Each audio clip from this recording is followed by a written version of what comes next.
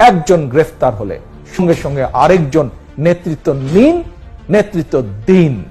ওরা আর কতজনকে গ্রেফতার করবে? ওরা কত মানুষকে জেলে পুরবে? 44,000 মানুষের ধারণ ক্ষমতার 68টি কারাগারে এরই মধ্যে লক্ষাধিক মানুষকে কারাবন্দী করে রাখা হয়েছে। গণতন্ত্রকামী মানুষের ভিড়ে কারাগারগুলোতে এক অমানবিক পরিস্থিতির সৃষ্টি হয়েছে। যাদেরকে গণহারে গ্রেফতার করা হচ্ছে এরা কেউ গুম, খুন, অপহরণ কিংবা চুরি, ডাকাতি বা কোনো অপরাধের সাথে তারা জড়িত নয়। তাহলে কেন এই অবৈধ গ্রেফতার?